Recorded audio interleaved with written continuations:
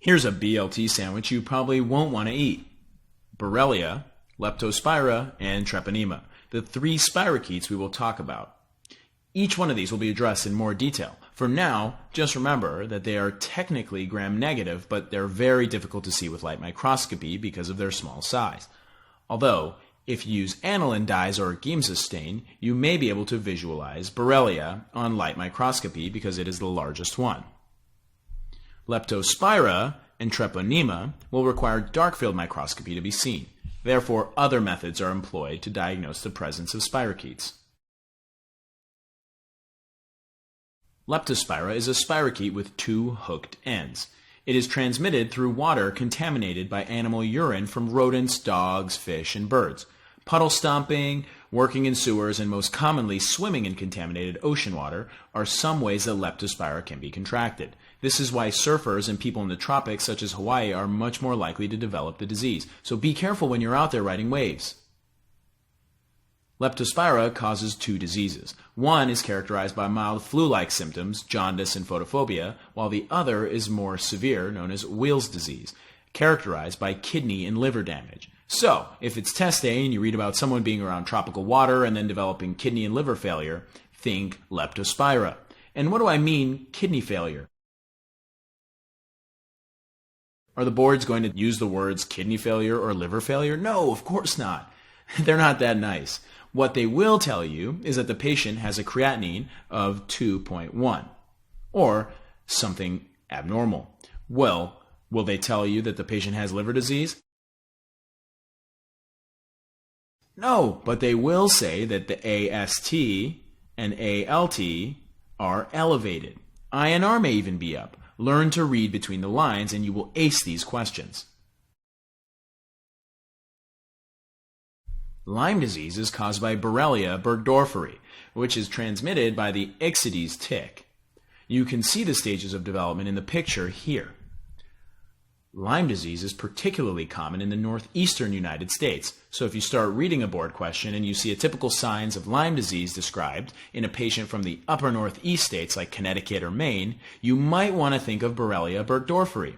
Question: Ixodes tick is also responsible for transmission of which other infectious disease? I'm thinking of Babesia, which causes babesiosis. More on this later.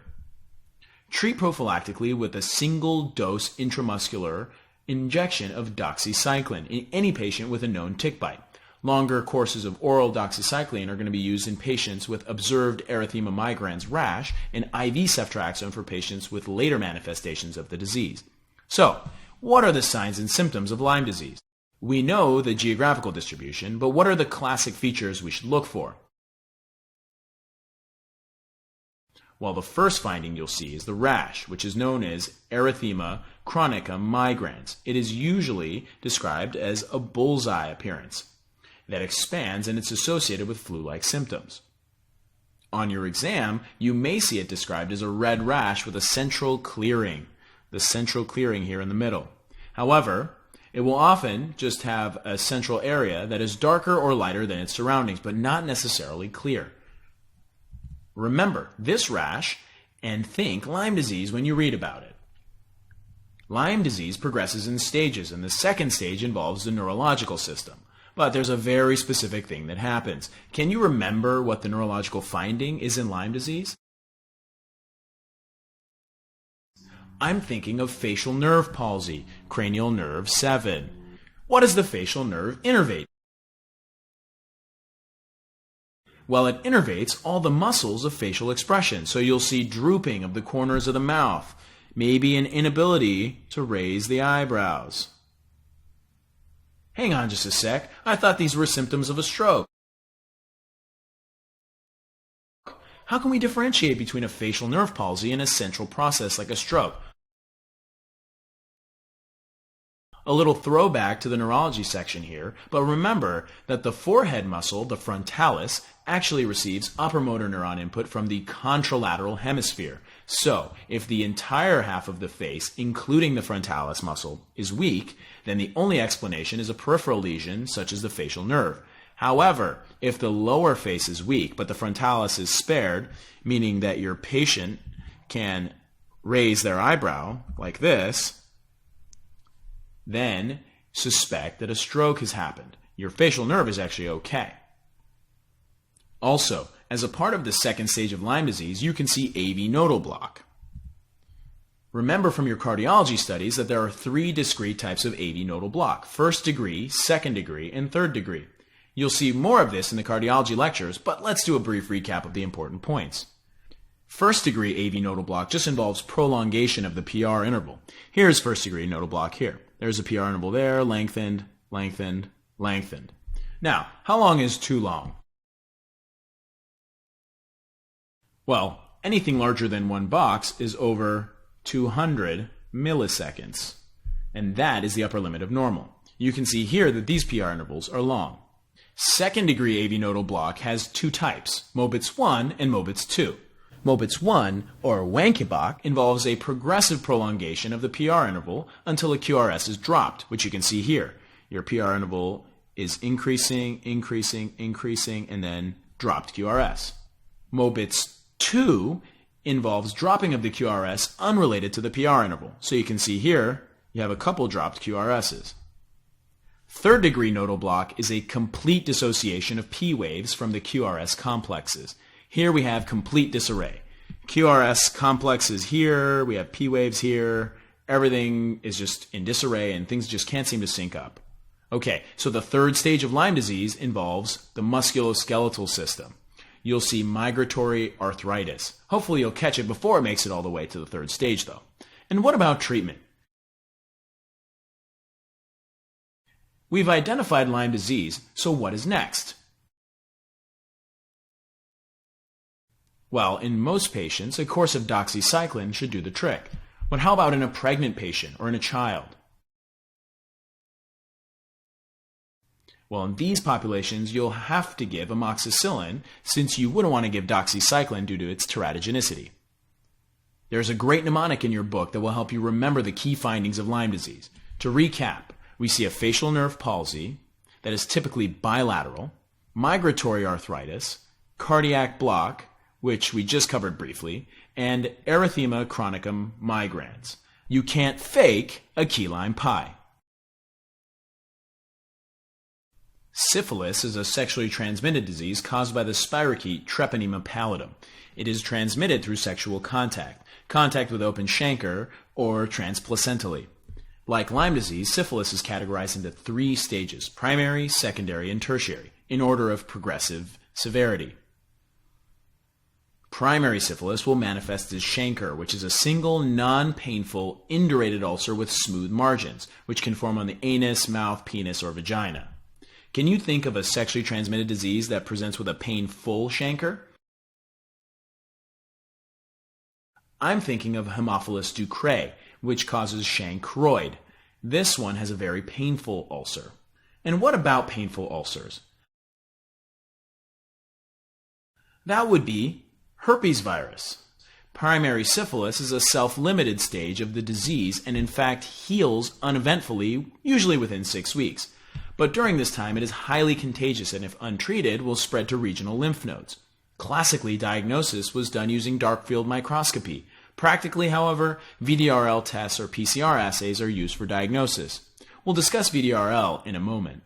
Okay, so that's primary. Here you can see the chancre there, again, painless. So let's talk about secondary syphilis.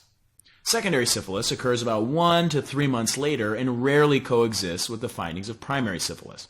Patients will present with flu-like symptoms or even meningitis and a very classic maculopapular rash that involves the palms and soles. I make a special emphasis here because there are only a few diseases that cause a rash affecting the palms and soles, and syphilis is one of them. So, if you see this, you should immediately think syphilis. One other key finding is the presence of condyloma lata, which are highly infectious, white, wart-like lesions on the genitalia.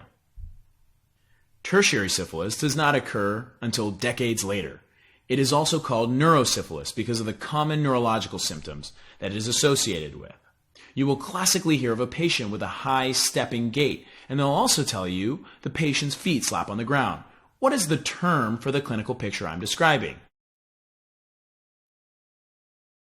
It's called tabes dorsalis. That's right, tabes dorsalis occurs because of degeneration of part of the spinal cord. Hang on just a sec, little neurological correlate coming. You'll cover this in more detail in the neuro chapter. But which part of the spinal cord is responsible for vibration sense, proprioception, and fine touch? I'm referring, of course, to the dorsal or posterior columns, seen here. The dorsal columns. Now you can see in the picture here that demyelination of the dorsal columns preferentially affects sensation, proprioception, and causes ataxia. Well, hang on one more second. We aren't done with that neurointegration yet. What two vitamin deficiencies can also affect the dorsal columns? Let's say you check a CBC, you find red blood cells with an MCV of 107. So you've got a patient with a macrocytic anemia and neurological symptoms. What's your diagnosis, doctors? Vitamin B12 deficiency. Excellent. B12 deficiency. See, now we're even inviting hematology to the party. Okay, GI is feeling a little left out. Where is vitamin B12 absorbed?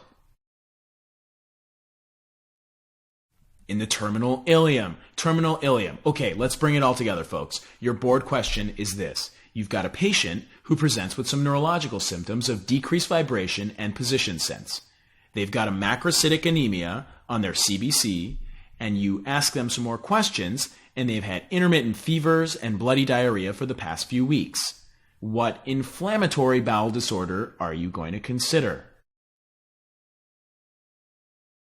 Crohn's disease, I love it. We just integrated neuro, GI, and hematology all at once. This is how the boards makes questions, guys. Excellent. And the other vitamin deficiency I'm thinking of? Well, deficiency of this one can cause increased red blood cell fragility, so you might see hemolysis. I'm thinking of vitamin E. Vitamin E, which normally acts to protect red blood cell membranes from free radical damage. So vitamin E and B12 deficiencies can cause demyelination of the posterior columns. And the infectious process that can also cause this, of course, is syphilis. Okay, moving along. In addition to tabes dorsalis, syphilis also causes a very peculiar finding on ocular exam. What is this finding called? It's called the Argyll-Robertson pupil. Right. I'm going to dedicate a whole slide to this topic, so I won't go any further into it right now. Just hold on this thought for another couple minutes. There are a few other findings we have to talk about before we leave this topic. What is a cardiac complication of syphilis? The answer, aortitis. Right. Aortic insufficiency and ascending aortic aneurysms are a complication of syphilis infection. Why does this happen? Syphilitic infection actually affects the vasovasorum first. Remember that these are the vessels that supply the adventitia of blood vessels. So, if we have a blood vessel here, and let's say this is the lumen, the outer part of the blood vessel is actually supplied by its own series of blood vessels called vasovasorum. Once the vasovasorum become obliterated, ischemia to the blood vessel wall occurs, causing weakening of the outside. This causes aortic aneurysm. Finally, gummas can occur. Gummas are granulomas of the bone, skin, and viscera. So one could even say that tertiary syphilis causes basically a nagging infection. Remarkably, syphilis is one of the few remaining infections that is still responsive to some of our early antibiotics. So what is the treatment of choice? Penicillin G. Excellent. But you must warn your patients about the Yarish-Herxheimer reaction. More on this in a few minutes. Congenital syphilis usually leads to stillbirth or hydrops fetalis if the baby survives. It has characteristic features such as notched teeth, a saddle nose, and saber shins. These are all major buzzwords that can show up on your test. So, to remember some of the later effects of untreated syphilis, I like to remember that syphilis causes a nagging infection. Remember that the normal pupil response to light is constriction. When we see this, we say the pupils are reactive. Okay, great. But remember also that there is one other way to get the pupils to constrict, and this is by asking the patient to focus on something very, very close to their face. This is called accommodation. But patients with neurosyphilis can't do this, can they? No. You test accommodation and no problem. You see pupils constrict, right? Then they come back. But what happens when you shine a light in their face? Nothing. The pupils don't react. What is this condition called? This is called the Argyll-Robertson pupil. They used to call this the prostitute's pupil because they would say that, like a prostitute, these pupils accommodate but don't react. A slightly off-color memory trick, but maybe it'll help you remember. VDRL stands for Venereal Disease Research Laboratories. This test, or the RPR, the rapid plasma reagent, can be used to initially screen for syphilis. As you learned in biostatistics, an ideal screening test should be highly sensitive, and the VDRL test is. It detects a non-specific antibody against beef cardiolipin. This is an antibody produced by a patient with syphilis that reacts in vitro, meaning in the test tube, to the extract of ox heart and turns positive about 1 week after infection. There can be many conditions that cause a falsely positive VDRL, and here's a mnemonic to help you remember them. Remember, viruses, drugs, rheumatic fever, and lupus can all cause false positive VDRL. To confirm a positive VDRL result as syphilis, do the FTA ABS test, the fluorescent treponemal antibody absorption test, which is highly sensitive and specific for an anti-treponemal antibody, the earliest antibody to appear after infection. Okay, flash quiz time. A 7-year-old boy returns from a school-related camping trip in northern Connecticut and develops fever and headache. Skin exam reveals the following rash. What is our diagnosis and what is the treatment?